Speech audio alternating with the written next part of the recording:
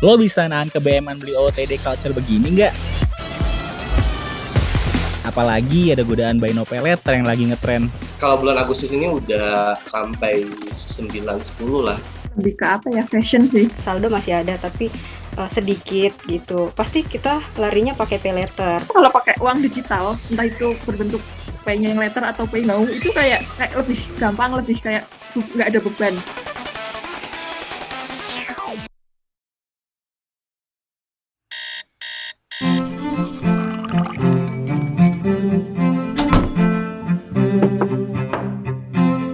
Udah lama nih gak kumpul bareng teman-teman. Apa kabar ya mereka?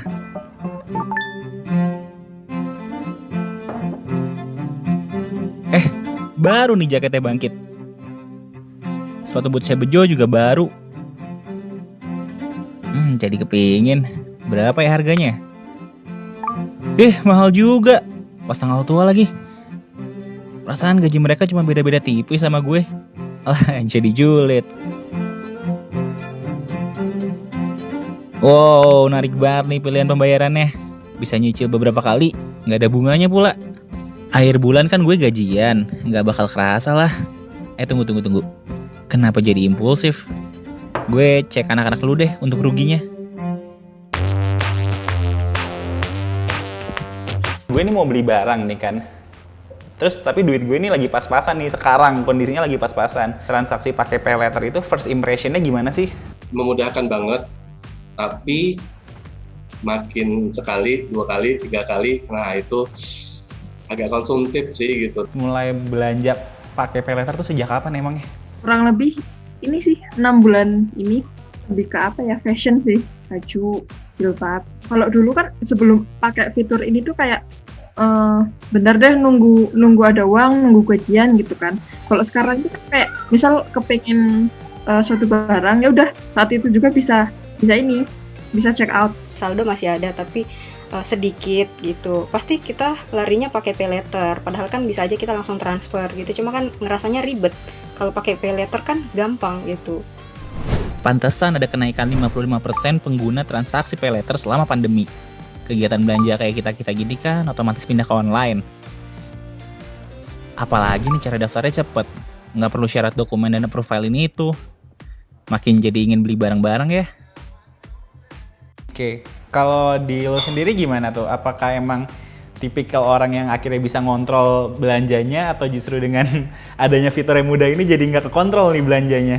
Iya, kalau ada promo kan biasanya ada 88 kemarin kan. Murah-murah banget nih. Abis itu ngeklik produknya kan, tapi ngelihat limitnya banyak juga gitu. Kalau waktu belanjanya sih enak ya, enjoy.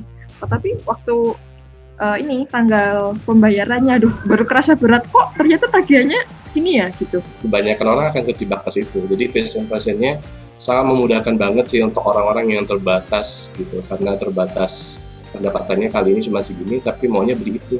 Lo secara psikis gimana? Maksudnya lo secara psikis tuh pas bayar langsung lunas dan bayar pakai pay later beda nggak sih perasaannya? Jadi tuh kalau misal nih kita beli barang tuh 500.000, itu tuh kalau ngeluarin pakai cash, pakai 5 lembar itu loh gambar Soekarno-Hatta, kerasa kayak mahal gitu. Sedangkan kalau pakai entah apa ya, pakai uang digital, entah itu berbentuk pay-nya yang later atau pay now, itu kayak lebih gampang, lebih kayak nggak ada beban. Bisa gitu ya dampak psikisnya. Padahal mau bayar lunas atau pay later, uang yang keluar nilainya sama. Banyak yang cenderung nyicil biar nggak berat di awal aja, intinya cuma nunda bayar. Jadi waktu lo ngelihat tabungan lo yang keluar nggak drastis banget. Tapi dengan kenyamanan tadi, gue yakin ada efek sampingnya nih.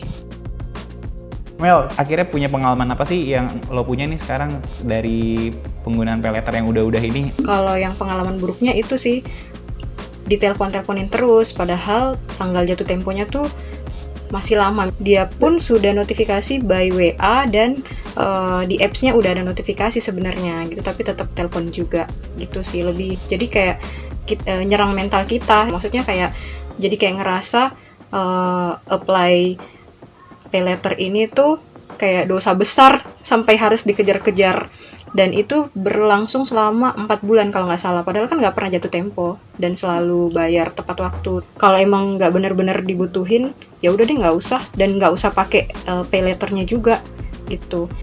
Wait deh, gue jadi agak bingung nih kok ada pengalaman gak ngenakinnya ya. Gue butuh penjelasan lebih dalam kayaknya. Di sini ada Felicia Chiasa, Kak, yang udah paham mengatur keuangan pribadinya dari umur 16 tahun main infonya. Kalau pay letter itu tuh ini ya, menurut aku dia muncul karena ya itu orang susah dapat credit card. Orang susah dapat credit card kan karena dia mungkin jarang nabung sebelumnya, nggak ada track record financial history-nya lah di bank itu ya. Jadi susah dapat credit card. Sedangkan orang tuh uangnya kurang, maunya banyak. Jadi pay letter ini seakan-akan tuh menjadi solusi. Experience-nya Kak Felis waktu lagi research pay letter gimana tuh, Kak? Apa yang Kakak rasain, gimana Kakak akhirnya ngeliat? Ya, pay letter tuh emang kan yang ngeluarin banyak startup atau e-commerce gitu kan, biar yang beli barang di tempat mereka jauh lebih banyak. Selama ini kan ditaruh di wishlist atau keranjang karena uangnya belum cukup ya. Mereka mau dong kayak biar yang di wishlist ini, di keranjang ini cepetan dong dipindahin, diselesaikan transaksinya. Dibantu dengan pay letter. Memang dibikin semudah mungkin. UI UX-nya juga bagus. Ini kelihatan banget. Di mata aku sih kelihatan banget ya. Dia tuh membuat seakan-akan tuh murah dengan kayak dia bagi nih biayanya, dia admin, dia apa tuh kinda disembunyikan di mana-mana, biar kelihatan murah. Tapi sebenarnya itu mahal sih. Buat kita nih, ya kita kan juga konsumsinya cukup banyak di masa pandemi gini. Kira-kira penggunaan pay letter itu apakah perlu kita gunakan untuk some concern, some situation, ataukah ini kayak mendingan kita kurang-kurangin aja gitu? Well, jujur sih ya, kalau aku I don't think people have to use pay letter sih. Kayak aku sampai sekarang aku masih nggak ngerti kayak kenapa orang harus pakai pay letter gitu.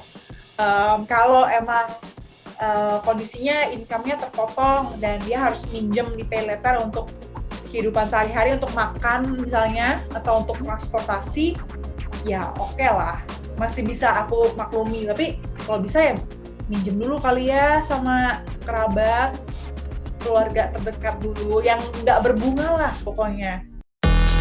Duh, kalau jadinya pakai pay letter buat belanja yang impulsif, bisa berantakan nih keuangan gue. Sebenarnya ya men, di term and condition-nya udah jelas aturan dan deadline lunasin. Bisa terhindar tuh kalau kita kalkulasi benar kecukupan uang kita dan set notification jadwal bayarnya. Karena buktinya ada juga yang justru merasa terbantu dengan fitur ini.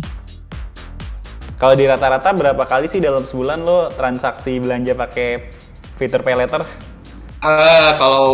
Kalau bulan Agustus ini udah sampai 9-10 lah, karena kebanyakan untuk teman-teman sebenarnya.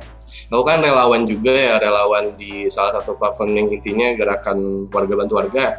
Jadi tahu kalau teman-teman tuh ada gejala sesak, itu udah harus bawa rumah sakit gitu. Jadi biasanya aku siapin sama teman-teman nge-stop untuk nge-scan antar makanan, ngisiin pulsa, sama ngirim obat ke teman-teman. Ini kan urgen ya, mending disiapin sekarang gitu daripada kejadian kenapa-napa gitu. Jadi dan aku merasa aku tahu bulan depan aku bakal bisa bayar, meyakinkan diri untuk berbuat baik dengan pay letter. Oke, udah clear sekarang. Ketika lo yakin dengan kondisi keuangan lo, pay letter bisa jadi salah satu solusi belanja atau untuk nutupin keperluan lo yang urgent. Ingat men, pertimbangin ulang, ini barang yang lo butuh atau cuma BM doang. Kayaknya gue nggak jadi beli boots dan jaket deh. Takut banget kebablasan. Mendingan nabung sampai bisa kebeli lunas deh barang itu. Kalau lo gimana?